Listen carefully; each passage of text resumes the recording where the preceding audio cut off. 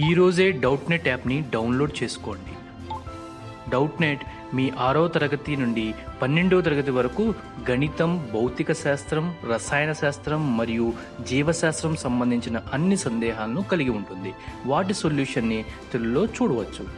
మీ ప్రశ్న యొక్క ఫోటోని క్లిక్ చేయండి, క్రాప్ చేయండి మరియు తక్షణ వీడియో సొల్యూషన్ని పొందండి. ఇలాంటి మరిన్ని వీడియోలను చూడటానికి మా Doubtnut Telugu YouTube channel subscribe అవ్వండి. Hello students, question చదువుదాం. By spinning x on a tabletop, how will you distinguish between an hard-boiled egg from a raw egg? So ఇక్కడ ఏంటంటే స్టూడెంట్స్ మనకి రెండు ఎగ్స్ ఉన్నాయి. ఒకటి వచ్చేసి బాయిల్డ్ ఎగ్ అనమాట అండ్ ఇంకోటి వచ్చేసి రా ఎగ్. సో ఆ రెండింటిని ఒక టేబుల్ పైన స్పిన్ చేస్తూ మనం వాటి రొటేషన్ని బట్టి మనము ఆ రెండిట్లో ఏది రా ఎగ్ ఏది బాయిల్డ్ ఎగ్ అని ఎలా చెప్పొచ్చు అని చెప్పేసి అడుగుతున్నాడు అనమాట. సో స్టూడెంట్స్ మనం ఎలా చెప్పొచ్చు అంటే by conservation of angular momentum. So angular momentum మనం ఫార్ములా చూసినట్లయితే angular momentum L is equals to I into omega అన్నమాట.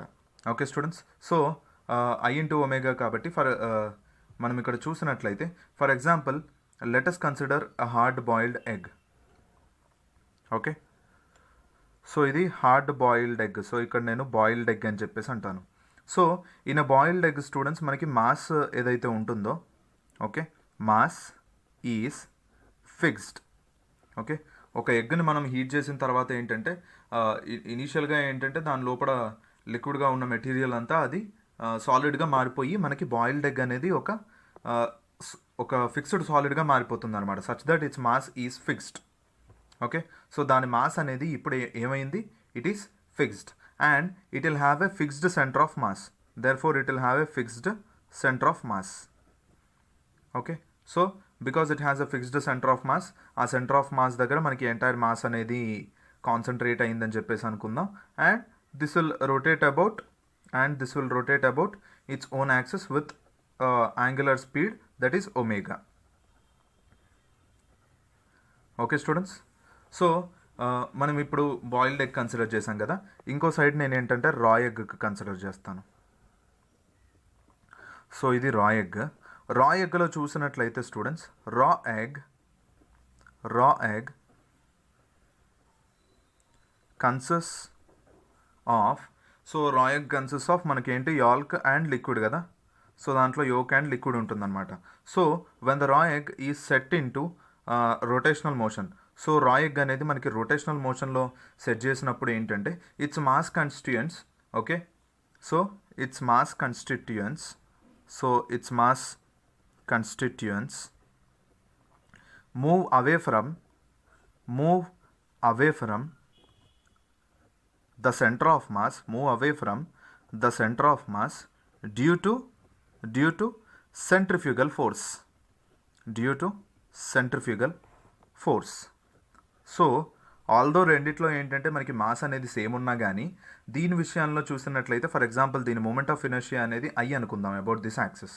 సో ఇక్కడ చూసినట్లయితే స్టూడెంట్స్ మనకి when the raw egg is set into rotational motion, అప్పుడు ఏంటంటే దీంట్లో ఉన్న మాస్ కాన్స్టిట్యూయెంట్స్ ఉన్నాయి చూడండి, అవన్నీ they will move away such that they will move towards the wall of the egg అనమాట. Okay, so as a result మనకి ఏంటంటే దాని మాస్ అనేది it is distributing out side. So as a result I value అంటే moment of inertia value ఏదైతే ఉందో, okay, so I value increases. So moment of inertia అనేది it depends on m and k². So ఇలా mass constituents అనేవి దూరంగా అంటే they are moving away from the centre of mass అంటే అర్థం ఏంటి, మనకి రేడియస్ గైరేషన్ అనేది పెరుగుతుంది. దేర్ఫోర్ I వాల్యూ అనేది పెరుగుతుంది అనమాట. From conservation of angular momentum that is L is equals to I omega. So దీంట్లో if I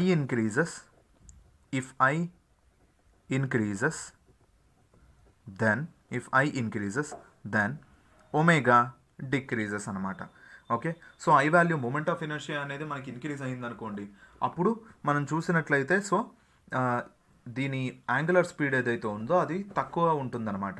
ఓకే, సో సింపుల్గా మనకు చెప్పాలి అంటే ఏంటంటే స్టూడెంట్స్, సో ఇనీషియల్గా both of them have same moment of inertia, same same moment of inertia, same mass. But ఇక్కడ ఏంటంటే when turning దాని కన్స్టిట్యూయెంట్స్ అనేవి వాల్ దగ్గరికి మూవ్ అయిపోయాయి కాబట్టి దీని మూమెంట్ ఆఫ్ ఇనర్షియా వాల్యూ అనేది పెరుగుతుంది. యాజ్ అ రిజల్ట్ దీని ఒమేగా ఏదైతే ఉందో ఒమేగా ఆర్ అంటాను. సో ఇది ఒమేగా బాయిల్డ్ ఎగ్ అంటాను. So omega R is less than omega boiled egg. Okay, so omega of రా ఎగ్ అంటే యాంగులర్ స్పీడ్ ఆఫ్ రా egg is less than angular speed of boiled egg అనమాట. Okay, therefore మనం ఇప్పుడు సింపుల్గా ఎలా observe చేయొచ్చు అంటే when both the eggs when both the raw egg and boiled egg when both the raw egg and boiled egg are made to spin starting at same time, made to spin starting at same time. So same time దగ్గర మనము రా ఎగ్ని boiled ఎగ్ని రెండింటిని spin చేసామనుకోండి. Okay, due to the air resistance మనకి ఏంటంటే eventually అవి రెస్ట్కి వచ్చేస్తాయి, అంటే స్పిన్నింగ్ మోషన్ అనేది ఆగిపోతుంది. అయితే ఆ రెండిట్లో ఏది ఫస్ట్ ఆగిపోతుంది, దేని వాల్యూ ఒమేగా వాల్యూ అయితే తక్కువ ఉందో అది ఆగిపోతుంది అనమాట. సో వెన్ బోత్ రా egg and boiled egg or made to spin starting at the same time, the egg that stops spinning the egg that stops spinning first is రా egg అనమాట. Okay, so రా egg boiled egg అనేవి రెండు spin అవుతూ ఉంటాయి. Start చేసినప్పుడు ఒక particular time దగ్గర రెండింటిని స్పిన్ చేసామనుకోండి, అప్పుడు ఏంటి, ఆ రెండిట్లో ఏదైతే ఫస్ట్ ఆగిపోతుందో the egg which stops spinning first, so ఆ రెండిట్లో ఏదైతే ఫస్ట్ ఆగిపోతుందో అది మనకి రా ఎగ్ అనమాట. ఓకే, ఒమేగా అనేది బాయిల్డ్ ఎగ్ అనేది ఇంకా స్పిన్ అవుతూనే ఉంటుంది. So thus we can differentiate between raw egg and boiled egg.